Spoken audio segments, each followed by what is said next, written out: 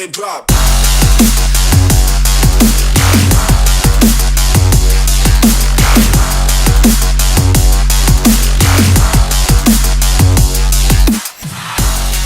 Hey, what's up, everybody? Welcome to another episode of Chair Shots to the Cranium. I am your host, Steve Goforth.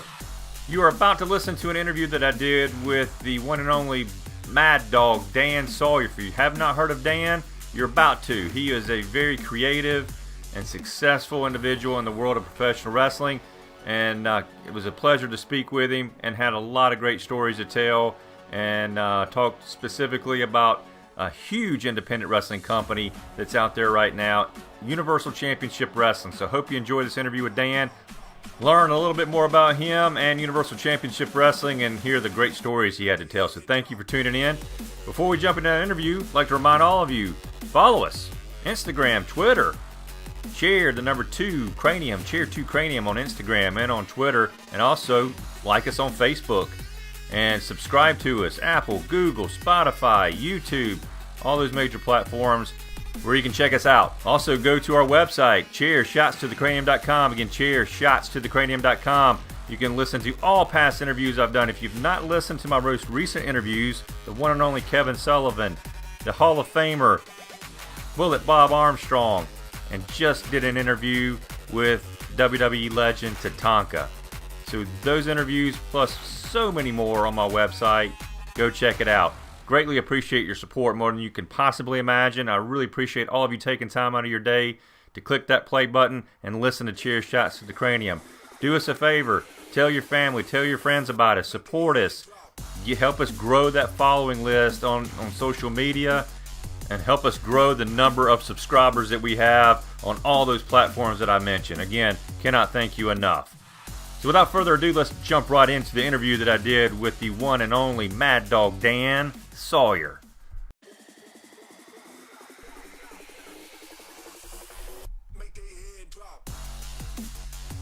My guest on Chair Shots to the Cranium has a tremendous amount of experience in professional wrestling. He has wrestled all over the country. He's had great success as a promoter and a booker, and he's currently involved with the red-hot independent company Universal Championship Wrestling. It's my pleasure to interview the brilliant and innovative Mad Dog Dan Sawyer. Dan, how are you today? Doing fantastic. I appreciate the intro. Opinions vary on some of that brilliant stuff, but I thank you very much. Well, listen, that's very kind of you, sir. Well, hey, listen, it's my pleasure. I'm looking forward to this interview. We met sometime last year. You're a real cool cat, and I told you we were going to try to do this. Now the planets have aligned, and Chair Shots to the Cranium. Mad Dog Dan Sawyer is here, and let's get to talking about Universal Championship Wrestling, if you want to, sir. Absolutely, man. Let's talk about it. So right now, currently, you're the play-by-play announcer for Universal Championship Wrestling, and you take on various other roles with the company as well. Tell us more about UCW and what fans can expect to see when they watch one of their shows. Okay. UCW, Universal Championship Wrestling, is what wrestling is about. You know, WCW closed its doors in like 2000, but UCW has risen from the ashes and bringing traditional wrestling back to what the people want to see. It's not just sports entertainment. It's wrestling, as we like to say, and it's good family entertainment. You're not going to worry about any bad language or stuff like that. You can bring kids from 3 years old to 99-year-old grandma, which we have all that every time at UCW, no matter what venue we're in. If we're in Georgia, South Carolina, North Carolina, you know you're going to get the top-notch of professional wrestling, the best wrestling's past, present, and future. And people's like, well, I hear all this hubbub, but how are you guys drawing? Well, let's just go back to Athens, Georgia at the Classic Center, and man, there were 1,500 people who paid to see a stockpile show. It was on Fight TV. You can get that. Go to the Fight TV app. But people paid. They were locked in from start bell to the finish bell of the main event with Carlito defeating Big Papa Pump Scott Steiner. And, hey, we're just beginning, man. It's just the hype is there, but the proof is in the matches. You know, you can say you're going to do all these things. Hey, I'm going to win the lottery next week, and you go buy 10 tickets. Well, you might not win. But you know what? UCW is putting it all out there every time. And President Ronnie Gossett, he is an amazing man to work for. Anybody who says something bad is somebody who's not working for the company for whatever reason because they did something stupid. So, you know, just come and buy a ticket as a fan, as a professional wrestler, as a worker in the business. I would pay to come see a UCW show every time, and I think there's something to be said for that because there's a lot of independent groups out there not pulling their weight in this day and time. No, I agree 100% with you on that. You know, if you had to say one thing that really excited you, you listed a lot of different things there, and every one of those are totally valid, and Universal Championship Wrestling is legit. What is the one thing that you can say excites you the most about UCW that really wants you to be, it makes you want to be a part of that brand and really push that brand? They tell you what stars are going to be there, first and foremost. The card may be subject to change, but they always give what's on the poster. But there's always just a little bit more, and you've seen this. You know, how many times, like Joey Ryan made an appearance last time in Griffin. You know, no one expected him. He was not advertised. He shows up because he's hearing the buzz. It's not just about all these other companies. He was there in Georgia visiting friends or whatever, Super Bowl weekend, went to, you know, see the Young Bucks and Cody and all that kind of stuff. But he was there to be a part of the UCW main event, brought his blow pop, got in the ring with PJ Black, Kid Cash, you know, and history just tells you. You can check that one out on Fight TV too. I'm not going to tell you how it ends. But UCW always gives what they promise and more. I agree. And let's back up there for a second. You mentioned Kid Cash against PJ Black. Who would have ever thought you'd have saw that match? Kid Cash, a veteran in the business. PJ Black working his way to that point as well. Still young in my opinion. And for goodness sakes, if you watch Kid Cash, you'd say he's still young as well because he can absolutely go. But those two guys in the ring together was a dream match to me. I thought I would never see that, and they put on one hell of a show and one hell of a match. I agree. Justin Gabriel is what he was known as in WWE. He's a guy that worked for his father down in South Africa. I didn't even know all of that, but talking to the guy, he's a cool cat. You know, everybody knows him, Ring of Honor, Lucha Underground. Well, he was in UCW 2 times. He was there at the Athens Classic Center, and he wrestled Wes Briscoe, who was the United States champion, and Kid Cash in a 3-way. And we saw something in wrestling, just a hard way, like a moonsault that split Wes Briscoe, second-generation superstars, his orbital right under his eye, just made a huge mouse like in the Rocky movies. Right. And then PJ kicked him right in that eye and split it open. He had to have 10 stitches on the outside and like 12 on the inside. He's got a nice scar. He says he wants to come back because he wasn't actually pinned. You know, Kid Cash actually pinned PJ Black, Justin Gabriel, if you want to say, and became the new United States champion, and he's going to put that belt on the line this coming Saturday night, April 6th, in Griffin, Georgia, at the Taylor Street Gym, taking on the all-powerful Amun Tucson, the Egyptian prince.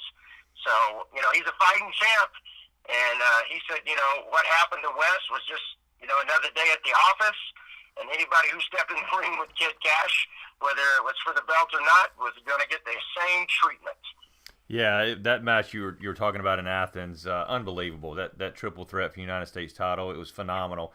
If you want to go back and listen, there's interviews that you can listen to on Universal Championship Wrestling's website. It's ucwtv.com. It's an interview that I did with PJ Black. It's an interview that I did with Kid Cash.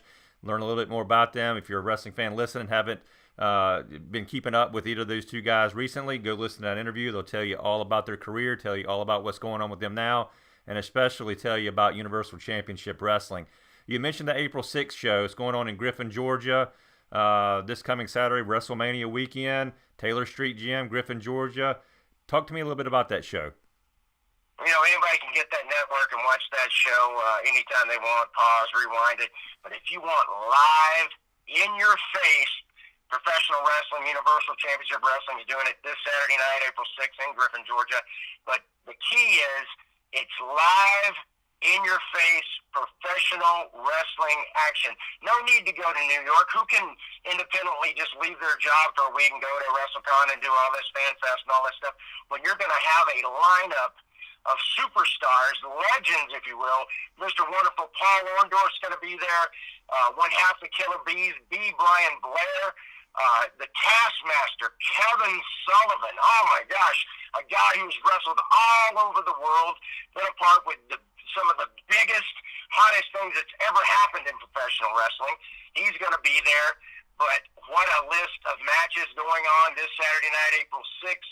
We're talking about the Battle of the Belts. Battle of the Belts hasn't happened in a long time, but UCW's got the guts to make it happen this Saturday night. Lots of championships on the line, not just for UCW, but superstars from all over the world. Heck, Global Championship Wrestling, GCW, heavyweight champion, 6'9", 300-pound Rogan Creed's going to be taking on Alan Funk of WCW. And I don't know if anyone's seen Alan Funk in a while. Some people think, oh, he was Kiwi, he was this, he was that. No, this dude is jacked. He is yoked like nobody's business. And with that strength and size, he has an attitude, man. He can peel paint. The last time he was there, he about started a riot in Griffin, Georgia. I think he took on the Cat, Ernest Miller. And, wow, that was just wild. You know, Alan Funk, you know, he's got his head shaved, he's got a goatee, but man, he is a chiseled individual. And come and watch him. You're not going to like him. You're not going to like him, I can promise you that. But yeah, he's taking on that big 6'9", 300-pound Logan Creed for the GCW Heavyweight Championship. Just one of the many championship matches that's going to be going on this Saturday night, April 6th, over in Griffin, Georgia. Yeah, no matter where you are, if you got to take a plane ride, you got to take a train ride, you got to take a bus ride, jump in the car, do a carpool, do a road trip with your friends and family, come to Griffin, Georgia this Saturday, April the 6th. You will not be disappointed. It is, like I said, one of the most popular, it's a red-hot independent wrestling company out there, and I can promise you you're going to get your money's worth, if not more. Absolutely, and it's going to happen this Saturday night. You know, it's funny, I was talking to the office, you know, Eventbrite, you can get your tickets, but, you know, tickets are available at the door. A lot of people don't like to use the credit card. They don't like to use the debit card. They don't trust the world today.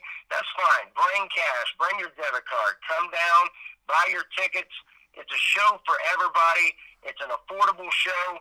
There's all kinds of ticket packages. There's also a VIP package. You want to get there early. You want to come in and you want to meet and greet the superstars of UCW Battle of the Belt.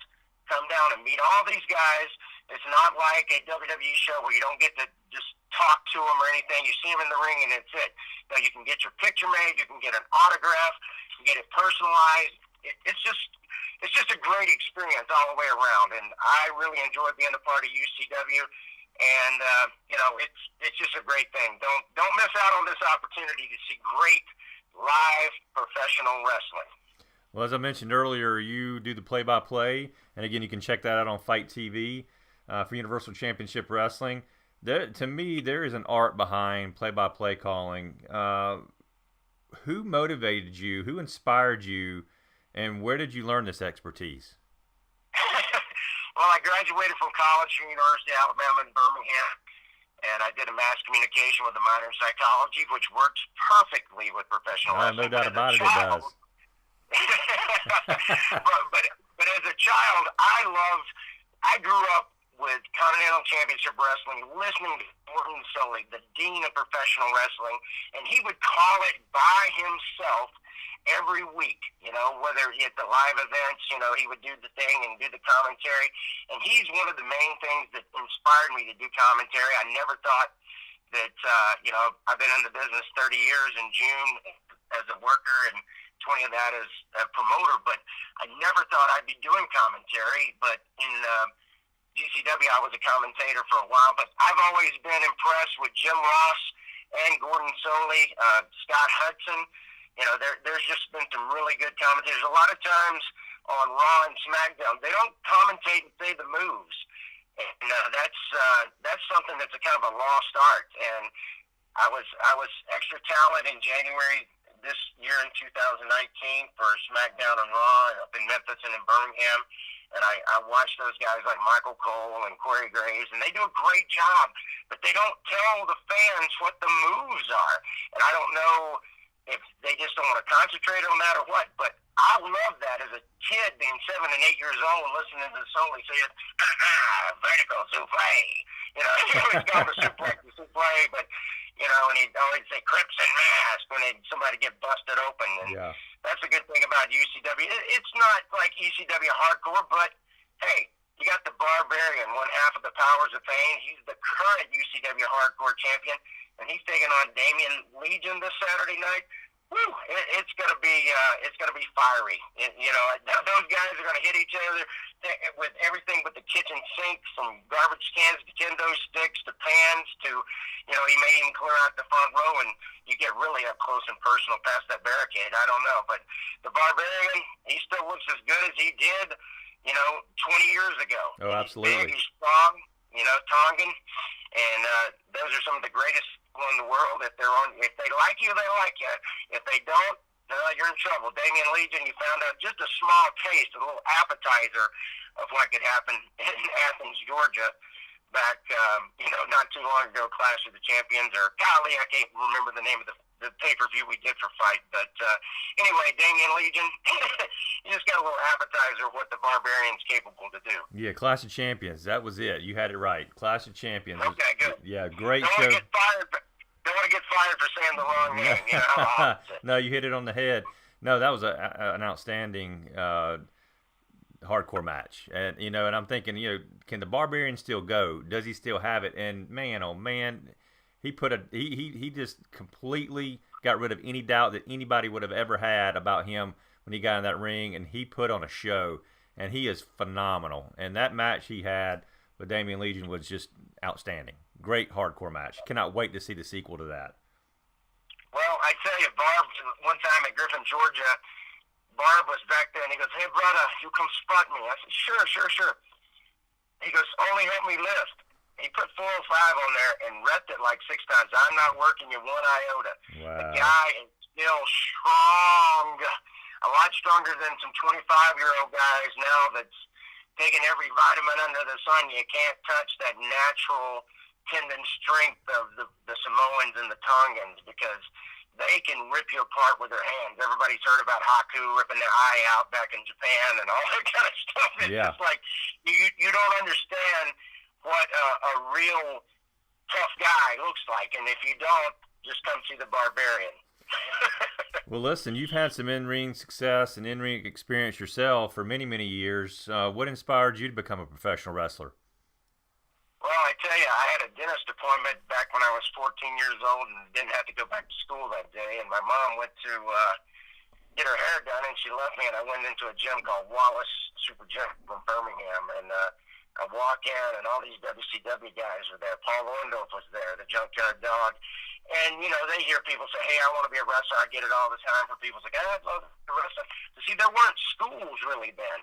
So what I did, the only person that gave me the time of day, Sylvester Ritter, JYD, God rest his soul, he gave me a card that said, "If the price is right, I'll be there tonight." And it had his name and whatever, and he was working WCW, and he was still teaching in a industrial school and all that kind of stuff. Very educated man himself. You know, played for the Packers for a little bit. Just a really good man, and I really enjoyed learning from him, and that's how I got in. But as you go in your career being a journeyman, you pick up stuff from everybody. Bullet Bob Armstrong, very instrumental. I've wrestled him 200 times probably. Wow. Learned something every time that I got in the ring with him. I've done the seminars. Dutch Mentel, he came in and worked for me some. The Midnight Express, Dennis Condrey, Bobby Eaton.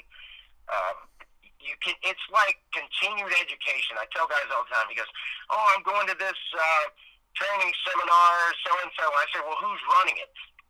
And if they're charging some large amount of money, you got to have somebody with some name like Kevin Sullivan or Jerry Lynn, Tracy, somebody who's going to enhance your knowledge, not just do a bunch of warm-ups and stuff like that and show you the basics. That's important. But there's things that you need to learn about being on the road and how to protect yourself. It's kind of a lost art on hooking and shooting and just take care of you. You know, back in the day, people tried to they didn't want young guys coming in and taking their spot, so they would do things to them.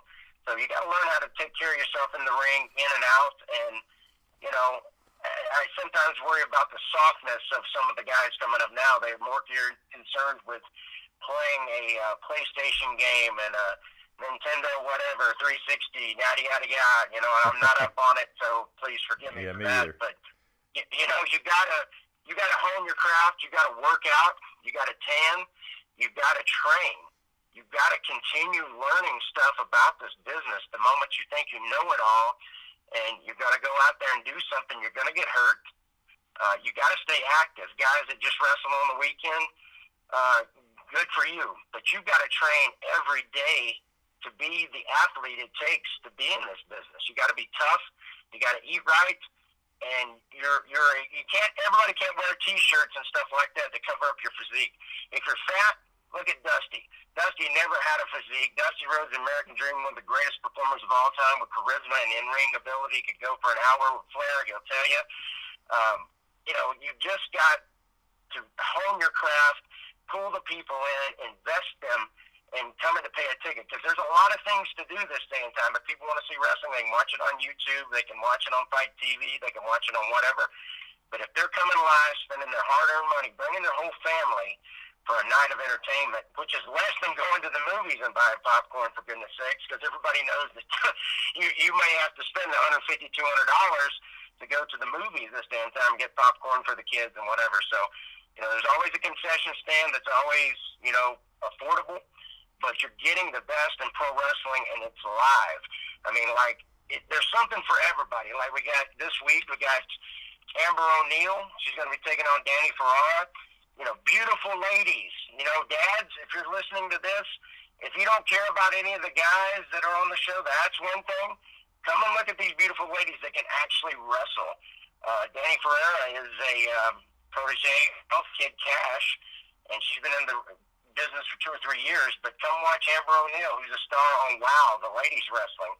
And she's been in the business a long time, and they're both very easy on the eyes, guys. I'm a happily married man, but hey, I like to see girls, you know, try to rip each other's heads off in the ring and look beautiful doing it. Well, another expertise you bring to the table is the fact that you're a promoter and you book shows. I don't think fans truly understand the hard work that goes into promoting and branding a company such as Universal Championship Wrestling. Talk to us a little bit about that. Well, you got to get out there and you got to hustle. You got to get the posters out. You got to do the social media. You got to press the flesh. Every time I'm talking to Ronnie Gossett, he's out every day pushing a show, but, you know, not just April the 6th. He's got April 27th in Sonoya, Georgia, and they're coming up in May. Man, I can't even tell you the stars that have been signed for that deal. I know there's a poster out there, but there's a little surprise coming. If you want to find out what it is, come down this Saturday night, April 6th. One of the biggest stars of professional wrestling today, still active, former WWE, but he has never been to Georgia, and he's never been to South Carolina, but he's going to be there in that March show coming up, up in South Carolina. So you got to check that out. But, yeah, you got to get out and you got to push the posters. Guys should be spreading it on social media too. It's not just the promoter's job. Well, I agree 100% on that one.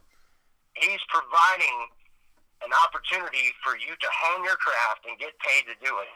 But part of your job, if you're on social media talking about your goldfish dying, that's good and great, and I hate you had that loss. But you need to be talking about what you're going to be doing this weekend and 2 weekends from now and a month from now. Push every show, because you know you're not guaranteed another bump in this business or another day on this earth. You've got to take, you got to put it to work. You got to. That's part of it. If you're on social media, you need to be pushing your shows, because if you do not push yourself and show where you're going to be working, and you don't push the company that you're working for, you're not going to make it in this business. And, there should never be a dull moment except when you're sleeping. But when you refresh your body, you got to get up the next day and go do it all over again. And sometimes I think some of the boys don't realize how hard it is to be a promoter and have a successful promotion. It's one thing to run a show, do a spot show every 3 months, whatever. But when you're putting TV out there and you're bringing guys in like Kevin Sullivan, and you got the office that's going on with UCW right now, Ronnie Gossett, the president's pushing the heck out of every event. He's giving you a place to come and get paid well to do your job. And so you should show appreciation by pushing the show to get people to see you, because if you don't get people out there, this business will die. And that's what's happened over the last few years. Ever since WCW closed, there's really not been a big competitor or whatever. And I'm a fan of AEW. I'm excited about that.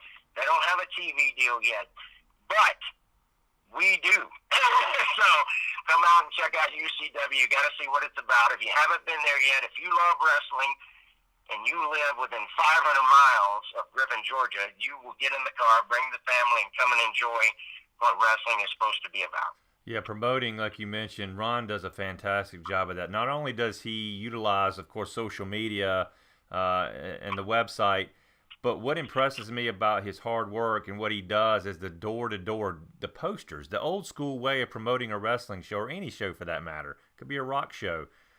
Is the posters around town and shaking hands and forming connections with people in the community. That's what I love about what he does to further the brand of Universal Championship Wrestling.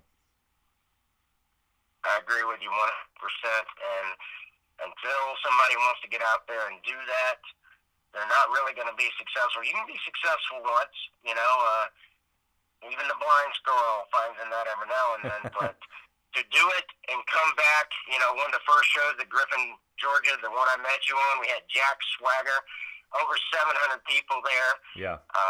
I think this show is going to top that because of the legends we have with B. Brian Booker, Mr. Wonderful Paul Orndorff, Kevin Sullivan. But one I forgot to mention who's actually going to be in action is Tatanka, former WWE superstar, just seen on Royal Rumble just a year or so ago, taking on Nature Boy Paul Lee. He can irritate people to the utmost and get heat on an ice cube. People just do not like Nature Boy Paul Lee. And Tatanka is going to be there, and I heard an interview where he said he may scalp the Nature Boy Paul Lee and take his golden locks. So interesting. Yeah, it could be very interesting. But former WWE superstar Carlito, the new ECW heavyweight champion, coming off that victory over Scott Steiner from over in Athens, Georgia, is going to be there this Saturday night, April 6th. He's taking on the Freak Rob Terry, known from TNA and some WCW stuff. But what a huge, massive individual. When I was a young kid, not a kid, but I met Arnold Schwarzenegger. They did the opening of Planet Hollywood in Nashville, and Van Damme and Bruce Willis and Stallone were all there. And I always thought Arnold was like 6'6" or something like that. He's about 6 foot tall. But Rob Terry is as big as Arnold was in the 78 Mr. Olympia, and he's 6'3", 6'4". And Carlito's going to have his hands full with a big muscle-bound guy. I know he's wrestled a lot of guys in his career, and his dad running Puerto Rico, Carlos Colon Sr., and, Carlito will be ready for the battle, but what a main event that's going to be with Carlito versus the Freak, Rob Terry. Oh, that's going to be an awesome match. Let me back up there for a second, because you mentioned, you're talking about legends, you mentioned the name of a legend that's above all else, in my opinion, and that's the American Dream, Dusty Rhodes. You worked closely with Dusty Rhodes in the past. Do you have any good Dusty stories you can tell us? Good Dusty stories. Worked for him in Turnbuckle Championship Wrestling back around the 2000 time period, but I got an opportunity to book the Dream in 2003 in Boutwell Auditorium for GCW. It was the Bama Bash. And it was him and Rick Steiner versus me and my partner, the Night Prowler, and we had a tag match with those guys. And leading up to the event, there's a guy named Paul Feinbaum. He's got his own talk show that was here in Birmingham. Yeah. He's nationally syndicated now on ESPN and got his own thing going. But had an interview with Dusty, and, I was the bad guy, the heel, and I was talking, and I ran through some accolades and whatever. And I was waiting for the rebuttal of the Dream, and he went, and I was like, this is no laughing matter or whatever. And Dusty goes, Paul Feinbaum, the man don't have a script in front of him that was pretty impressive, baby. And then he goes into a story about, I just got off the road with Willie Nelson. We were on his bus. Lauren McCall was there and all this stuff. And I was like, how much of that did you have, Dust? To talk about Lauren McCall, people don't even know who you're talking about, dude. And so he ended up putting me in my place, and we had a great match there. And I had Rick Steiner. He actually turned his back on Dust, and I got the pin on Dusty. And we were supposed to do a cage match, and he went back to working for WWE, and it was good. And just what a giving, hard-working guy that is willing to share knowledge. On that same show, I had Terry Funk versus Raven, and just being there with Terry Funk and Raven and Dusty and all these guys, it was just quite an amazing deal. But just how they were willing to share knowledge of road stories and what they thought was good and what they thought would work, and they were 100% right. You know, just no one really wants to give anymore, and Dusty was one of those guys that always did. It wasn't just to come in and get paid, put on the boots and then leave right after. He was actually willing to sit and talk with guys and everybody, from the youngest, greenest guy on the card to the most over guy. He was there to enhance your show, and that's just something you don't see a whole lot of anymore. But, UCW's got it going on, man. That's the place to be, to come see action, be a part of it. There's a lot of legends. Like I said, it's the best of wrestling's past, present, and future. And, you're getting something for everybody, from the ladies match to the hardcore match to the tag team championship coming up with Battle of the Belts. You got the UCW new tag champions, talking about Lodi Tick Boy, known for the Ravens Flock in WCW, taking on Jeff Lewis Neal and Michael Youngblood, the Native American Indian. And that's going to be a great match. But it was great to see Sick Boy back in Athens, Georgia, a part of UCW. Nobody even had heard of him in forever. He comes back. He's jacked. He's got a beard. He's looking like he could be one of the jacked versions of the Duck Dynasty family, the Robertsons. And him and Lodi walked away with the tag belts, beating the Samoan Savages. And, just another great group of guys, coming from the Samoan Dynasty. And they lost the belts that night to Sick Boy and Lodi, and this is the first title defense they've had. And like I said, it's coming up this Saturday, April 6th, part of the Battle of the Belts. You want to make sure you come check out Sick Boy and Lodi, the new tag team champions of UCW. And just so much going on, and, it's a building card as it goes, but there are no slackers on this show. You got young talent, the Jungle Kings. I don't know if you'd ever seen them before. They're very impressive. Very impressive. Mm-hmm. Very impressive, quick-moving guys. And, they're taking on Nathan Cross, and doggone, I can't think of his partner's name, but Nathan Cross is coming in, and New Age Villains or something they call himself, and that is just one of the younger guys that are hungry, that want to be a part of something huge. And if you want to be a part and you want to be looked at by the booking committee and all the guys, the president, Ronnie Gossett, and Kevin Sullivan, and myself, I take a look. I'm kind of talent relations too. I sit there and listen to what the board of directors thinks is the direction to go in UCW, as well as doing the color commentary. And there's a lot of guys that really want to be a part of this. I know that Mr. Gossett still gets tapes, DVDs of people who are like, hey, I want to be a part of this. I heard this is the place to be. And there's a way to present yourself.